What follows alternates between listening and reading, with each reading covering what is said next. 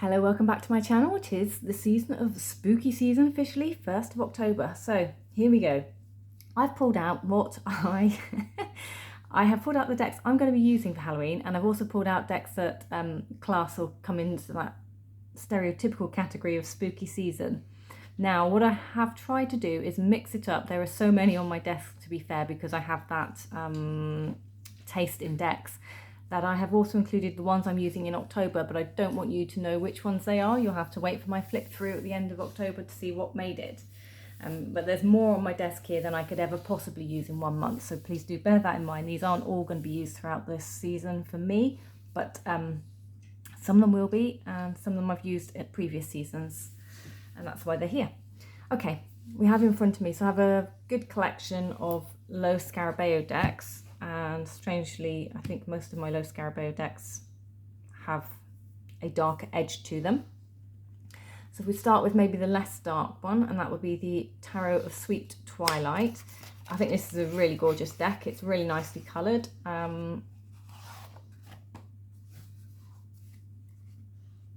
I think this could be a winter deck more than a just, spooky season deck. It has... I like the colours, okay? I think the colour palette in this is really nice. It's a bit whimsical to me. And I'm very much aware that many of you probably won't see that in this artwork, but it has a kind of, there's like a surrealist effect in them. It's just the way the characters are drawn. They're all a bit blue, so it's up to you how you want to see these characters. I think it allows you to decide, if that's a scene from Twilight. Are they zombies? Are they vampires? Are they just from another planet? And so this is the Tarot of the Sweet Twilight by Lo Scarabeo. I'm not sure if this one's being reproduced without all the borders and things. It'd be nice if it is. But yeah, I really like this deck. I think it also has the ability to be a good autumn spring deck. It has that like growth vibes to it as well. But I guess for some this would be classed as a Halloween deck, or the season. I will also probably do a follow-up video to this, which will be the autumn winter decks, because there's a slightly different mood to that this time of year. And I've got Marjorie just coming to join me. So I have the Jack-o'-lantern. This one was released last year and I didn't get it quite in time for Halloween, but I used it after that, and again I thought this was a really nicely produced deck. It has lots of pumpkins in it, of course, which makes it very apt for the season, but I think that it can be used all year round, really. I don't think pumpkins are just for Halloween. And as we know, the jack-o'-lantern, the original jack-o'-lantern, was to ward off spirits from the doors. So it's kind of a protection. And therefore, for that reason, I think you would probably use it all year round. And I think our fellow counterparts on the Southern Hemisphere could probably use this now, because what would they be celebrating? Is it Beltane for them? So again, we have the thinning of the veils for that side of the world. So I don't see why this one couldn't be used for Beltane as well, with all the bright oranges. The Dark Grimoire. This one doesn't get a lot of use from me because I need to spend more time with it, and time poor. So it doesn't get a lot of use. I mean, it's had, a fair bit of use, but it doesn't get a lot. I don't use it very often for daily pulls. I'd use this if I was doing a weekly spread or a week ahead spread, maybe for one of my moon spreads for this time of year. And because it just sort of tap into a bit of the other kind of world, the shadow self, I think that you could always use it if you were having trouble with, if you had a particular thing that's bugging you on your mind, causing you trouble, you could definitely use it to help you tap into that from what you'd see in the images. You could use the images intuitively. There's the word I'm looking for, to help you with that one. So we have the Dark Grimoire. We have the Haunted House Tarot. Again, I think that's an all year round deck, but I know many think it's aptly named and specifically this time of year. So I've popped it out.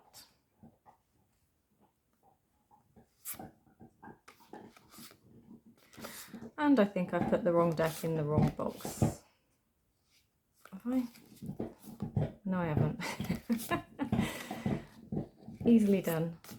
So this is the Haunted House. I think the, and I've heard others say it and I've said it many times as well. So I think the leading lady in this looks like Sasha Graham because the deck is produced by her, although she's not the artist, but the deck is her inspiration. And there's a story that goes through this deck. It's quite kitschy once you get the book out. And Sasha's actually doing some videos on YouTube about this deck. I love that little poppet. There's some shining. So she's doing some videos about the deck and to kind of make up for the fact that there's not a companion book, because so many of us have asked for a companion book to go alongside the story that goes throughout the deck, because it's got a very progressive story as you go through. So keep an eye out on her YouTube for that. She started, well, she's actually put the video out telling us that she's doing it. So when the next one will be, I'm not sure.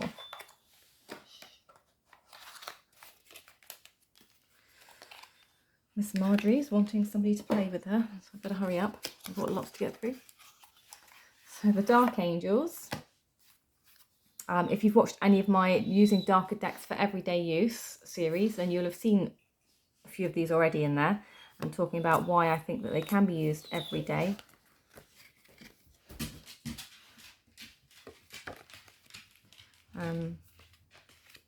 Hopefully she's gone to get herself another chew toy. Yeah, so this one, the imagery is very kind of goth inspired imagery, I think. It's lots of blacks and greys and muddy colours. It's not a bright deck. And so that's why I think maybe many of you will find it for this time of year. Plus, of course, the way it's been named. But the book tells you about the angels within this one. And I think once you get the book out and you start looking at it and spend some time with it, it's not as dark as many people first perceive it. And it is actually about the Nephilims and their kind of love for Earth and their despair at the fact that it's, you know, coming to the end of its days and choosing to spend their time here rather than fleeing the Earth to spend it elsewhere. So that is the Dark Angels. Oops, sorry about that noise. I'm trying to tidy up a bit as I go because, as I said, there are so many here and I don't want to get my tuck boxes mixed up. Now, next, let's get these. I don't think this is a Halloween deck. I'm just going to say it, but many of you do. I understand why. I get it.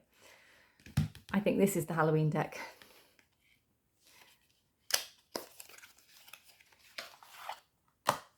So this is the paradoxical version of this. And the only reason I think this one's the Halloween deck is because of the colour palette. The colour palette changes the way this feels. I think this is a really jolly deck, but the way this one comes out in a paradoxical, it doesn't feel so jolly. And that's why I think it has a very different feel to it. So your Hermit is even darker in this card than it is in the other one, your King of Wands. See the fiery elements, the brightness is sort of not there. There's a very cold feeling about our Seven of Pentacles, our young witch practicing her skills. This has like a cold feeling to it with all the blues. So for these reasons, I feel that this is more of a Halloween deck in this colourway. And the images pop in different ways. So different elements of the images pop with the paradoxical. I've said that many times. So I won't labour too much on about this deck because you all know it's my favourite. I mean, even our dragon, see, looks very different. The Four of Wands doesn't quite have that happy feel about it to me. I know it's purple in there, so for those of you who like purple, you probably can see it, but I don't see it. So I don't see the happiness and the warmth in that card anymore. It feels a bit more stagnant in its energy than it does stable from the other deck. So yeah, I think this is the, if I was going to use one for Halloween, it's this one. Let me know what you think. Was that a controversial choice? I don't think so. So, those ones. Now this one I've put in the category, I'm on the fence. Okay, so I pulled it out because of the colour. So she's very vampire-y. I don't actually know who Vanessa is. It was in a tin, it was cute, and I quite like the images. That's why I bought this deck, other than the fact that I have no idea what this is to represent, or and I'm guessing it's some kind of cartoon or character in possibly America. If it's in the UK, I've really missed it. But yeah, so this one, because the colour, the High Priestess on the front, I just thought it had that sort of vibe feel to it. But the backs look like this again, so I think they've got the colourway in there for Halloween. But the cards, I'm not so sure. So some of them have, like, the eyes are funny colours, so therefore I feel like we've got vampire-y eyes in the cards. Some of the colours in the cards, some of the clothing feels a little bit, I don't know, it has an element of probably what I would wear to a Halloween party, okay? I feel like that one might be a bit Halloween-y. She definitely has an element of naughtiness about her. This one as well, gondolas at night. So my take on this deck, if this is depicting a person in particular, is that it has a lot of vampire-y, Monster High vibes to me. Look at those three ladies, very menacing. So I've put this one in here for that reason.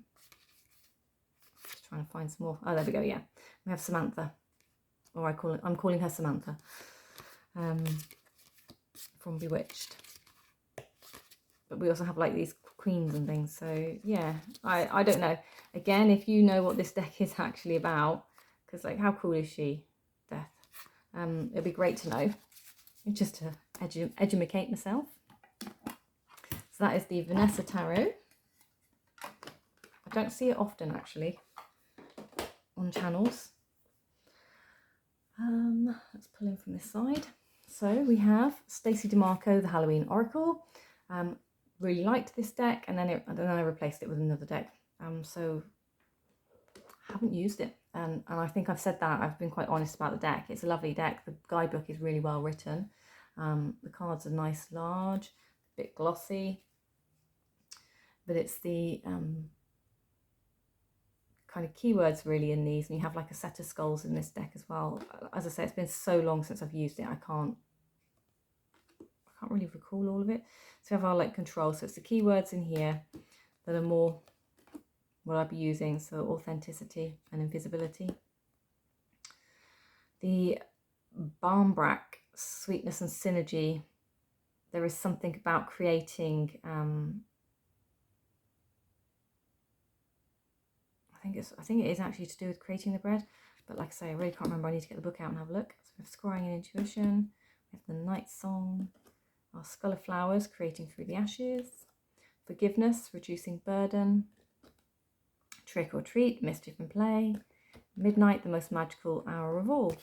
So yeah, I don't know, I haven't got rid of it. It is in the cupboard. I did have to go to the back of the cupboard to get this one out, to be fair.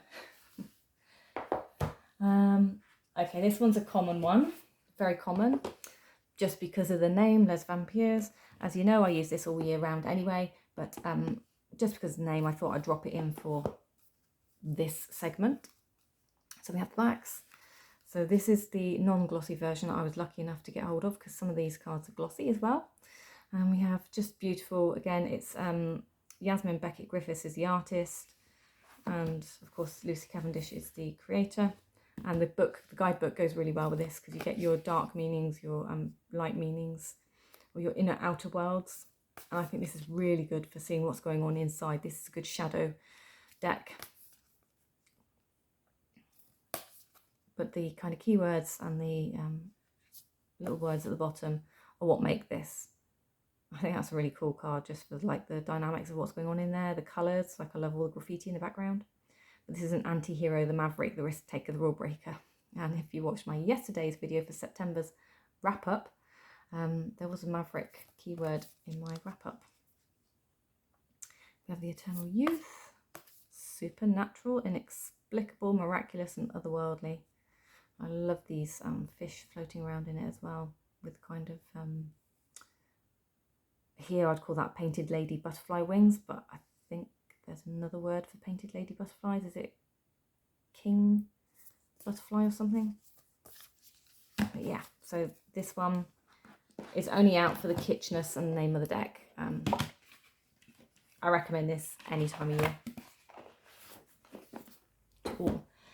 I put this one in. I've already talked about it once yesterday, so I've put it in here because it does have the feels a little bit.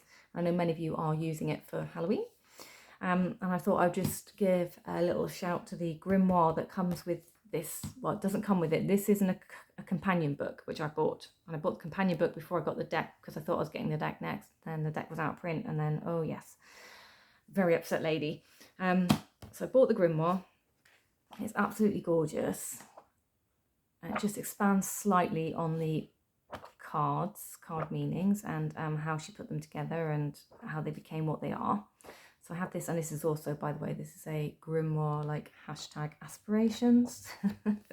It's beautiful. And then the deck comes with the reference book, which is just a card and very small amount of writing and upright and reverse meanings. So very, very small amount of writing comes in that one. The deck comes in a bag. It doesn't quite fit the box, so I think that's why we have the bag to go with. These are the backs. Did I say what it is? It's the Madame Lydia Wilhelmina Tarot. And as I've said, this is just, it's just a very dark colour palette. This is why I think it's an autumnal deck more so than a Halloween deck, but I think because we have skulls and pumpkins in here, that many of you pull this out just for Halloween. But I think this one will do autumn, winter. Oops. So yeah, so I won't labour too much on that one because I think this one is currently out of print. So yeah. But for those of you who have it, do you have the Grimoire to go with it? Next, should we go with another oracle? I've got a couple of oracles and a few more tarots to go. Here we are. My favourite, you know it. I rap on about it so much. Seasons of the Witch, Sammy Oracle, mass market version. I didn't know there was an indie version to this, and I spotted it on the Mad Witches channel this morning while I was pulling out all my decks to do this video, and oh, it's beautiful. So here we are. This is the deck that I use all year round. The only deck that replaces this now is the Beltane version of these decks. I do have the Yule version. I don't like it. I've been quite open about that. It doesn't suit me. The deck it's still as good quality deck, but for some reason the keywords and the messages in the cards don't hit home for me. They're not for me. So if this deck and these messages and keywords aren't for you, then you might like the Yule version, if you're not quite as dark-minded as myself. But yeah, so this one is definitely a favourite, and I love the guidebook that comes with them. So what a wild web we weave, dear child, a delicious mystery untamed. So yes, Seasons of the Witch, absolutely love it.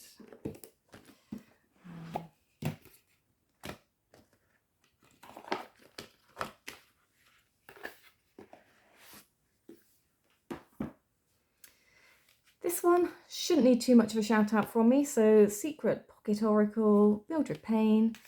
This is a Deviant Moon purchase.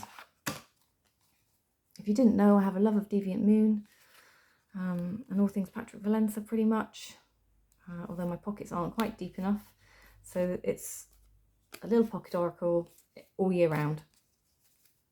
Okay, that's all I can say. All year round, really good messages.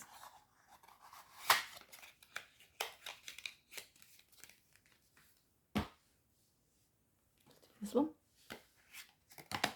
The Abandoned Oracle, again, Deviant Moon, Patrick Valenza. all year round. It gives good messages when you sit and watch what's going on in the cards. There's some good intuitive hits with these decks. And if I link below, you can go and watch it. So Elaine from Tarot, Tats Tea and myself, we did a little live talking about how we use these kind of every day. We didn't go through every card, but you know, we had a lot to cover. We did a few cards, and hopefully there's enough in there to inspire you. If you do have this sat on your shelf and you only use it for 1 month of the year, to pull it out for other months of the year and use it. So hopefully that's in there for you. So I'll link that below. I need to remember everything I said on link. What else did I say? I've forgotten already. If I've forgotten it and I haven't linked it, write it in comments. So I might as well finish with this one again. So Black Enchantment Oracle, Deviant Moon, Patrick Valenza. Love this deck. I love the artwork. This one is one of the ones I use as a muse. I use this to inspire myself for drawing because the line work in this is amazing. It looks like those lino prints, but it's not. It's hand drawn. Again, I don't use this quite so much for readings. I have used it a few times. It does fit in, like it ties into the readings when I've used it. This one I found became more of an ancestor deck by mistake. When I was reading it with another deck, it just seemed to hit an ancestor mark. So that's the first time it's really like spoke to me from a very specific point of view. So I don't know if this talks to me in other ways or not, being perfectly honest with you. But like I say, a lot of the time I pull it out, just look through, flip through the cards, pull one that's speaking to me, and then I'll draw it if I'm in the mood for drawing. Because I do like line drawing. So this is, I think, obvious reasons why it's here. It's got a very witchy vibe about it. It's got, you know, plenty of food for thought, and you know, we've got cauldrons and skeletons and the devils and the witches and levitation and magic and, you know, nasty practices, skeletons in the closet. There you go, it's a good ancestor card. Herbs.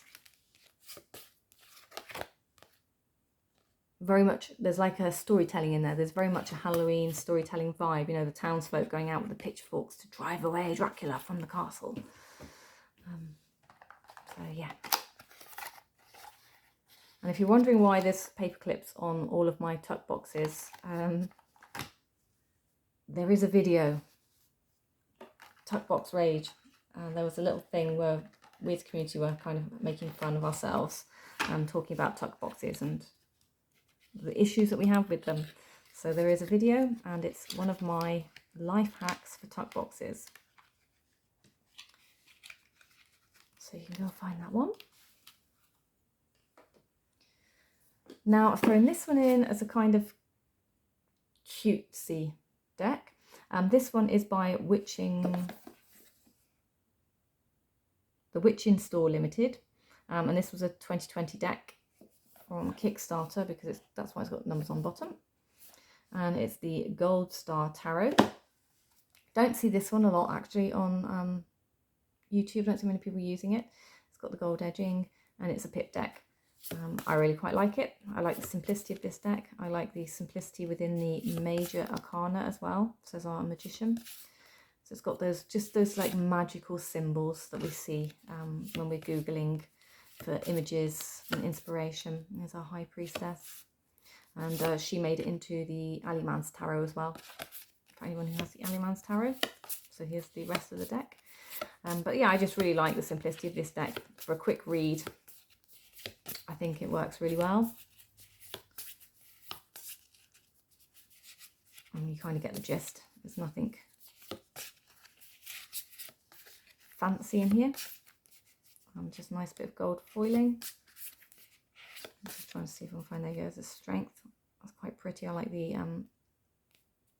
like the symmetry of this. So it seems to read pretty much the same way, whether it's up or down for that one. There's our Lovers. Judgment. So very different to what we used to seeing from the Pip deck. But I thought because it's from the Witching Store, it deserved an honourable mention in here. Good autumnal deck anyway. Right, we have the Relative Tarot, because I think it has that feeling, that vibe, by Carrie Paris. So this is gold edges, it's mass market, it's Rider-Waite based, very Rider-Waite based. So it's got the images drawn into it onto these old photos of people's relatives of past. It's got real quirkiness to it. I really actually enjoyed this deck more than I thought I was going to enjoy it, which I found amusing for me. It does have the feeling that you could tap into your ancestors, so I think you could do a good Halloween reading with this. You could definitely do an ancestral reading, I think. Probably a good one for Hallows Eve. So this is, yeah, so this one, if you're curious, for mass market, it's cheap. I think like that was well priced, and I think it's worth having a go at. You're all seeing this one in the corner wondering when she's going to get there. So the Halloween tarot in a tin, because I like tins. Doesn't need any introduction. I'm sure this is the one that most people have for Halloween. This is so Halloween based. This is the deck that goes with me when I travel though. I take this one in a tin. And I don't just travel at Halloween. I don't mean that as in when I get on my broomstick and fly. I mean like literally this is one I like to take if I'm going away. I took it away in May, September, yeah. So it's just a really good, kitschy, great colours, fun, very Rider-Waite, heavily based symbolism. So you don't really need the book to read this. There is a little white book that comes with it, but you don't need it, I don't think, in my opinion. You can just carry on and read. So it's a little white book.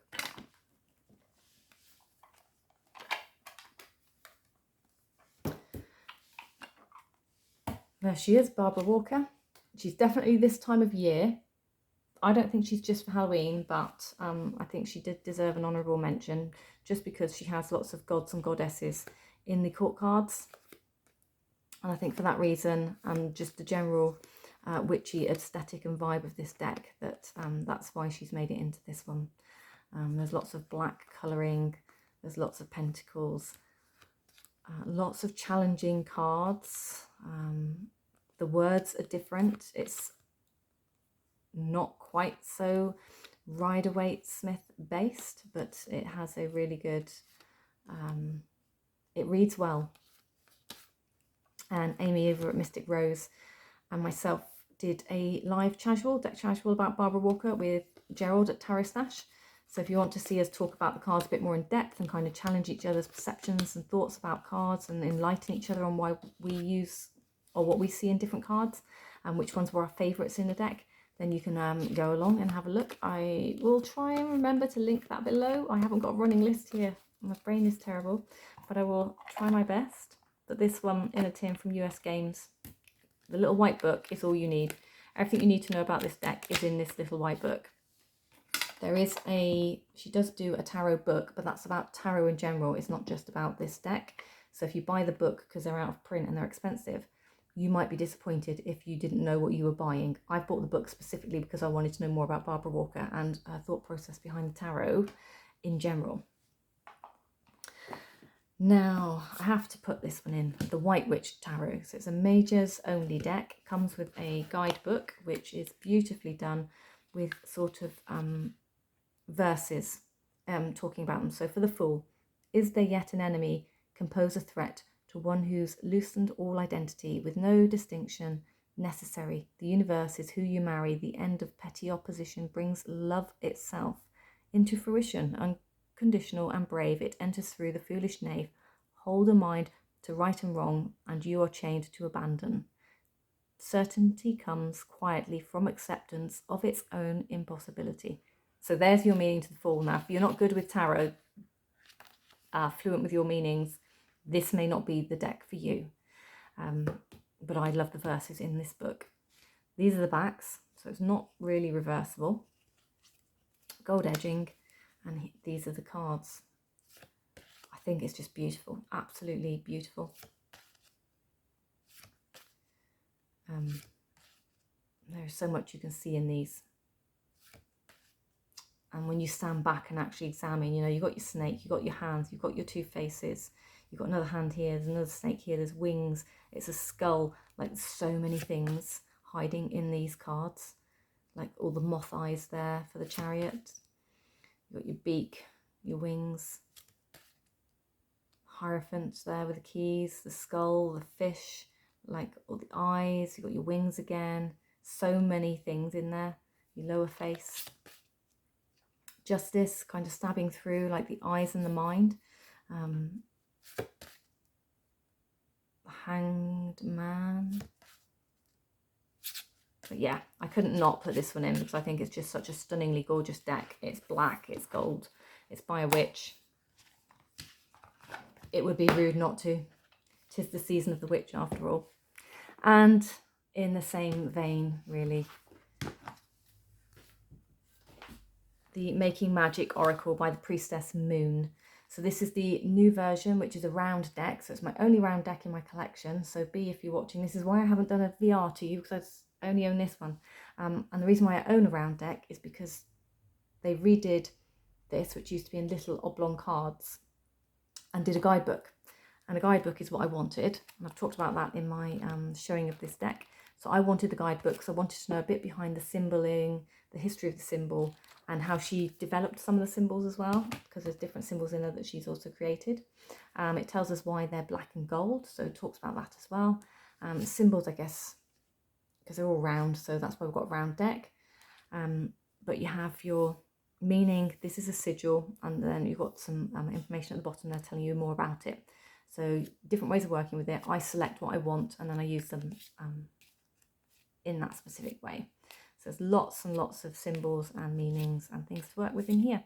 And that's why I have a round deck in my collection. Otherwise, they're not great for shuffling. I'm not very good at shuffling them.